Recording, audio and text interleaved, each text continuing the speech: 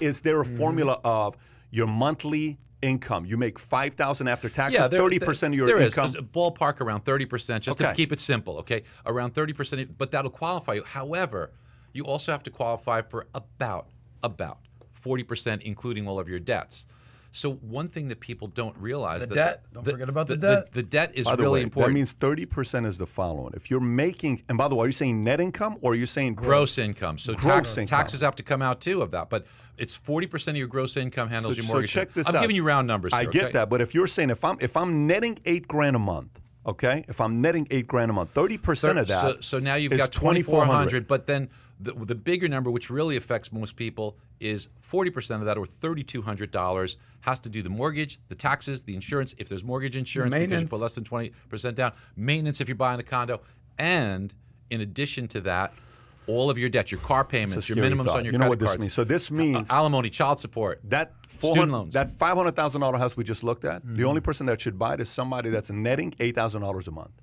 Somebody who's pretty much, maybe more. But it doesn't have to be one person. It could be two incomes too. No, of course, but what's net? Net is 12 a month. So you're making 11 or something like that. Yeah, you're making 150. So that means a $500,000 house is lived by somebody that's making a household income of 150 per year pre-taxes. Yeah. But Patrick, this is where your personal situation. Think about it. This is why the median house is 300. But if somebody likes to eat home every night and they're not going to do that, they may have more discretionary income. Maybe they're going to go 3,000. Right. Somebody who likes, clothes shopping and vacations more. You have to. That's why I said your means and your lifestyle as the last. How one. much would you add? I know you gave the 5 points here, which was very helpful. The audience is taking a lot of notes with this, and they're sending messages here. Number 5 for me. Where would you put value for the house was built? Meaning, is it a 2005 build? So 2005 at 222 square feet dollars per square feet versus 2017 260. How much value do you put on what year the home was built? So you can almost estimate that homes are going to be around for like 60 or 70 years, right? And the average home in the United States today is close to 40 years old. I mean, think about that. It's 41 to be exact. Average age is 40 years old, 41. So so a 10-year difference probably doesn't mean too much, Patrick, in your example, so long as it's in good condition. That's why if you're going to buy a home without an inspection, you could be putting yourself at some risk. Okay, I think that it's 10 years is nothing to them. Yeah. So 10 years. So if I have a house, one is built in 2016, one is built in 2006. You're looking at the house. The 2006 is $250 a square foot. The 2016 is $280 a square foot. How do you judge that? It's close enough. It's close. You don't care. So you would go 6 or 16. It's just what we said.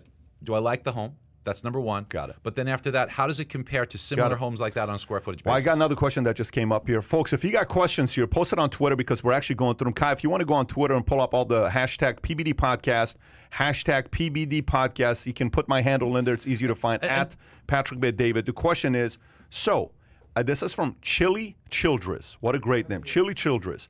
So I'm on the verge of putting my house, 2-bedroom, 1-bath, ranch, that was down to studs remodel 1 year ago on the market. I bought it last July here in southeastern Mass for $275, and it's now an estimated $321. So he went from $275, $800 to $321. Should I sell now or hold a little longer? Okay, so a couple of things. So first of all, because I happen to see it, people are asking about debt-income ratios. Yeah. I said 40%. Remember, I said round number. Could you exceed that? Certainly could go up a little bit. There's going to be compensating. I'm just giving you round numbers so people could do quick math. By the way, I like the fact that you're giving conservative numbers. Yes. Because a lot of people are saying go higher. I would much rather go where you're going than go the higher number. Yes. Now, with this particular case, here's what you have to think of. So it appears that you made a profit, and if you're married, the first $500,000 of profit is free. If you're single, the first $250,000 of profit is free from tax. What is that, a homestead right there? No, that's just the federal income tax. So there's no capital. First homeowner or anybody. So what we have to think of here is, okay, how much money did you put into it? How much money did you pay for closing costs getting in? How much are you going to spend if you list it with a real estate agent or whatever to get out? And then where are you going to go? So before you ask, should I sell, I think you should ask yourself, should I be buying? What do I want to buy? I think you need to go right back to that list. Does this home no longer fit my needs? And if it doesn't, then I have to buy something. Can I find something first? And then you can put your house and make that decision. Folks, Barry Habib, if you're enjoying today's podcast, smash the thumbs up button. as well as subscribe to the channel. If you want to hear more Barry Habib, maybe even bringing him back to talk more into talk about real estate, press that thumbs up button. Again, if you got questions, hashtag PBD Podcast on Twitter. Great stuff we're learning so far. 5 things when you're looking into buying a house. Number 1, does it fit your family goals? Number 2 is time horizon. Number 3 is the upside potential of the house. Number 4 is look at the cost per square feet. And number 5 is your budget. Typically 30 to 40% of your gross monthly income. You can get a little bit more aggressive than that, but 30% is the number typically to look at. So Patrick, if we can, I want to talk a little bit about something that has to do with creating some wealth for you with real estate. Sure. And I know we focused a little bit about buying a home, but the home ownership rate in the United States is 66%. So perhaps 66% of people that are listening is that average? Is that higher? Is that lower? What's the number? The highest that it ever was in 2005 when it was at 69.4%. So let's just say roughly 70% home ownership rate was the highest. That's when they were handing out houses like for nothing. Yeah. Yes, exactly. So at 66%, it's healthy. Certain markets, like in California, it's typically 55%. That's how they've dealt with the costs going up, is it's shaved a little bit of the home ownership rate. However, that 55% still overwhelms the available supply. California is 55%. 55, but that 55% is more than the supply, and that's why prices keep going up. So what I want to talk about is that people that are listening that own a home, you really need to look at your mortgage situation right now, because there's things that you could do that could set your kids up for college, that could set you up for retirement, and that can create enormous wealth and give you the life that you really deserve. And use your mortgage. People look at a mortgage and it's crazy. They look at it like they're buying a flat screen TV and all they care about is the rate. That's not what the important thing is. The important thing is the strategy. So, for example, what we see a lot of, and we advise a lot of mortgage professionals to do this, and we get hundreds and thousands of stories of people that have changed individuals' lives. So let's just say if you have a mortgage right now and you're saying, I shouldn't refinance because my rate is, I don't know, let's say you got in at 2.5%. And you see rates today a little over 3. And let's even go crazy. Say they go up a little bit to 3.25 or 3.5. People are not thinking about refinancing. But what you're forgetting is, like any good coach in football would say, take what the defense gives you. So what we've been given here is this appreciation. So 2 things have happened to your home. It's appreciated, and you've been making your mortgage payments, so you've amortized the loan. You've gained equity. In just the past year, anybody who's paying mortgage insurance, you probably can refinance and save that. But the magic really happens with your debt. Because if you were to say, what we see oftentimes is, let's just take a typical family, $20,000 in credit card debt, 1 car loan. They've got a Chevy, it's $29,000 car loan. They've got a little bit at Best Buy, they've got a little bit at Nordstrom's or wherever it is, a few things, nothing crazy. You take that family, you say, okay, let's take your debt, pay it all off, include it in the mortgage, even if the rate's 1% higher, right? So going from 2.5 to 3.5, let's just say. You could save about $1,800 a month in cash flow. But here's the real key. Don't take that $1,800 of found money and go blow it. Take that $1,800 and pour it back into the mortgage. So if you bought your home 3 years ago, now you got 27 years left normally, you change it to 11 years left on your mortgage. No payments. In 5 years, you gain $110,000. In 10 years, you gain $270,000. In 11 years, when the thing's paid off, $320,000 benefit. That'll pay for your kids' college, and you saved 15 years of making your mortgage payment at $4,000 a month. That's the best retirement plan you could have. There you go. Barry Habib. Okay, on how to do. Kai's back there taking notes. Did you get that, Kai? Did you learn? Yes? Okay, good. Now let me read you something that's going on here. This is a Realtor.com story. The housing markets show signs of softening. Has it topped out, right? Over the past few weeks, the rate of price growth has begun to slow, and fewer buyers are seeking mortgages to purchase homes. The competition for available homes, while still formidable, may not be quite as intense as it's been, and this could provide buyers a sorely needed opening. The market's topping out, says Mark Zandi, chief economist at Moody's Analytics. It's starting to show cracks. It feels like we've hit the apex, and we're moving to the other side of it. That does not mean there's a bubble on the verge of popping, and the prices are about to plummet in a free fall reminiscent of the last housing bust that we had, according to economists and housing experts. Some of April's rise was due to the comparison to a year earlier. April 2020 was the beginning of COVID-19 and was local restrictions, general fear over the virus hampered real estate markets, but that's not what the whole story is. January of this year, when prices were up 15.4% compared to January of 2020, which was well before the pandemic. So then the next story, I'll put both them together, and you tell me your thoughts on this, is another housing bubble building. This is a street story. Same exact thing. They quoted Mark Zandi as well.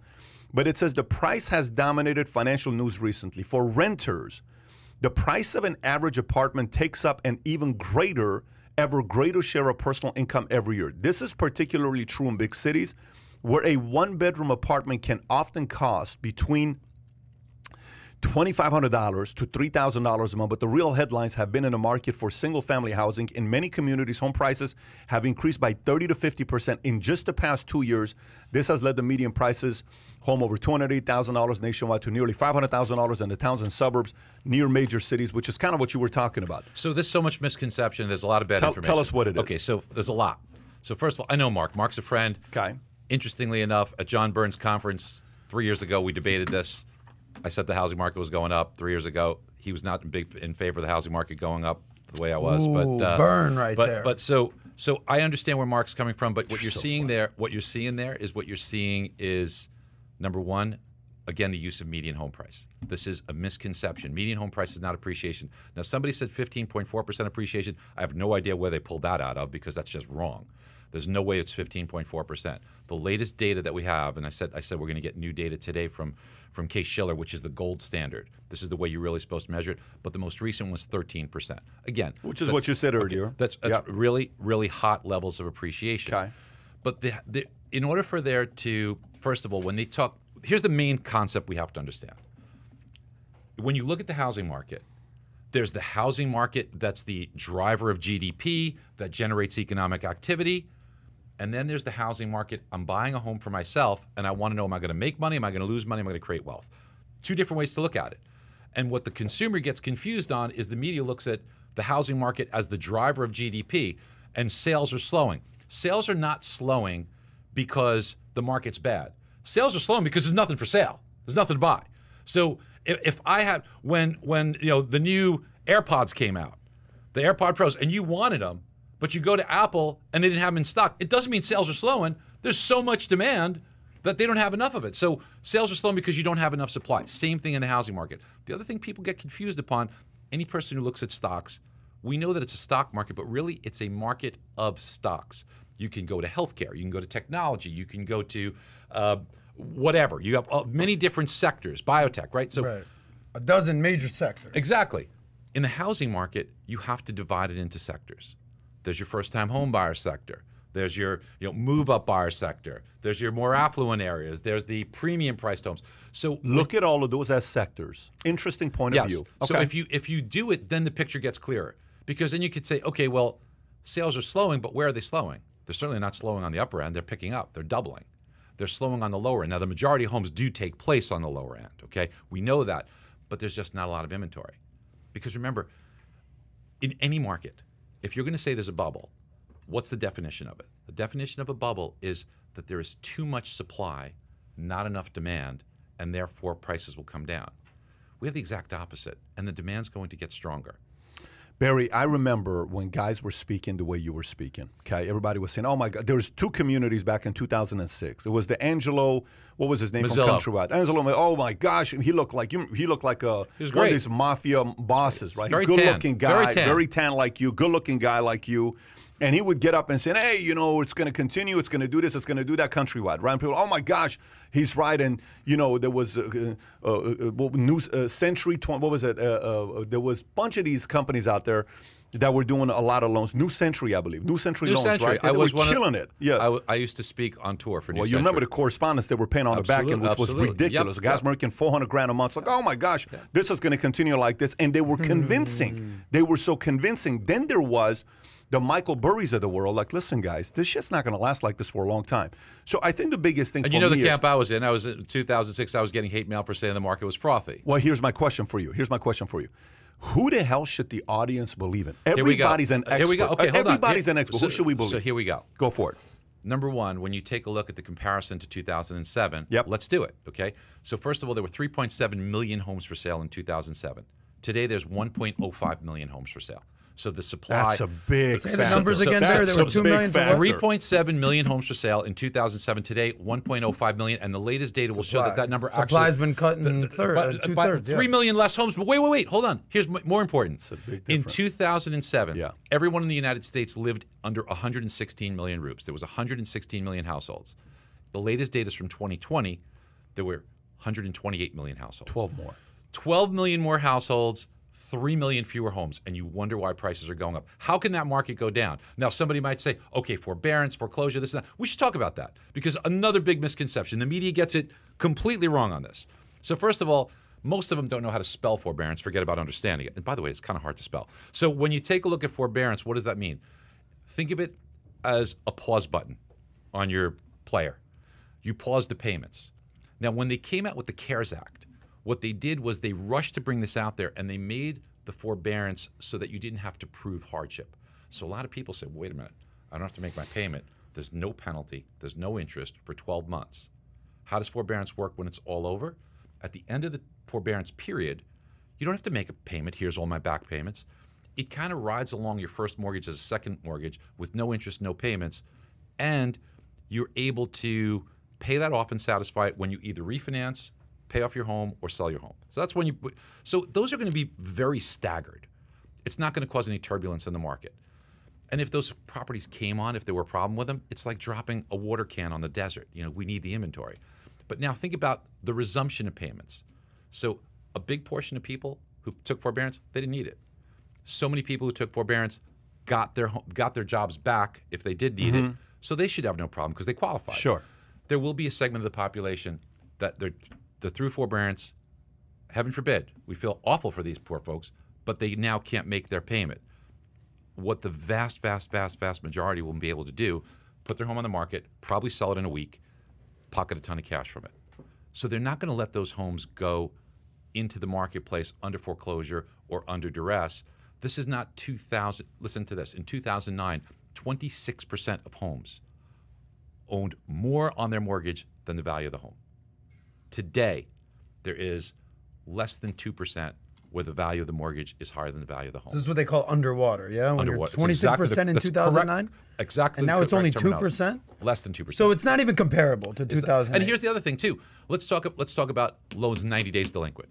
Loans 90 days delinquent, people look at that, and I saw there was an article that you had. So they say, okay, loans 90 days delinquent, 2% of loans are 90 days delinquent. In a normal market, it's 1.5%.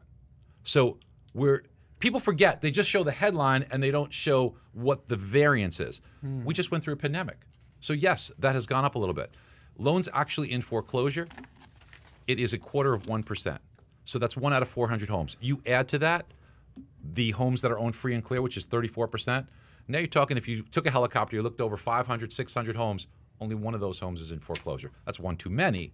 But yeah, the number says an estimated 10 million Americans are behind in their mortgage payments, and 1.7 million are 90 days past due. That's 2%. 4 times as many as before the pandemic. That's incorrect information. That is not 4 times as many. That's from Sun Sentinel. And the Sun Sentinel's wrong, because if you do the math on it, as you probably did in your head, that's 2%, right? Roughly.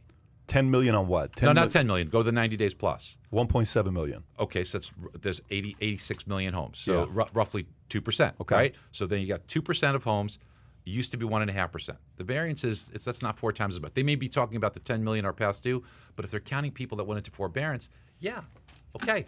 But they had a free pass. They had a whole pass not to make their payments. The biggest difference is when you're saying 3.7 million to 1 million. 1 million. That's just ridiculous. I mean, so if you look at the markers to see what happened in 06 versus today, I remember all the homes that builders were building like crazy. Riverside County had a 64% foreclosure rate at one point. You'd go there, literally, you're walking the streets.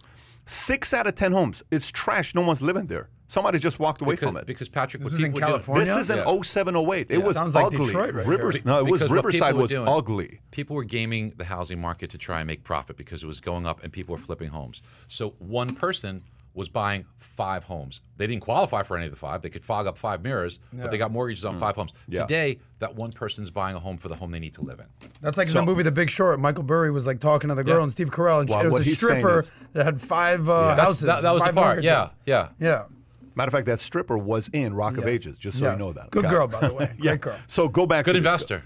Question, Kai. Pull up Twitter.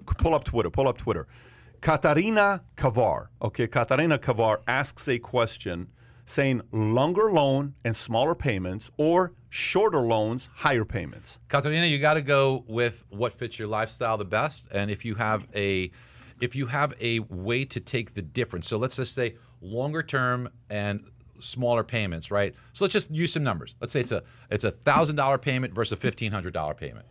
my question to you, Katerina, is what are you going to do? If you could afford the $1,500 payment, so now you have both options.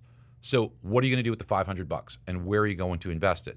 Because if you do invest it into your mortgage into a shorter term, that's going to give you, a quicker payoff. It's going to put you in a position where you're going to be building equity over time. You don't have to wait till the loan's paid off. You're building much more equity. It's got an amazing effect. People don't realize it.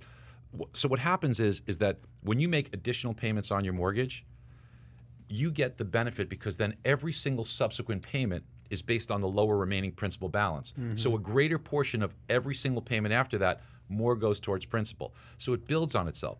Look, if you have another investment. For 80% of America, that's good. It's really good. Yeah. It is really good. Of course. But if you have a business opportunity, if you could put that $500 a month in something that's going to generate, 8, 9, 10%. For less than 5%, it's not good. Because where are you going to put it safely? In the bank. So the definition of the risk-free rate of return is about 1%. It's a very good answer because you're giving the audience perspective to know that it may make sense for some and it may not make sense for others. So if you enjoyed this little short segment from the podcast that we did, here's another short segment to watch. Or if you want to see the entire podcast, click over here. Take care, everybody. Bye-bye.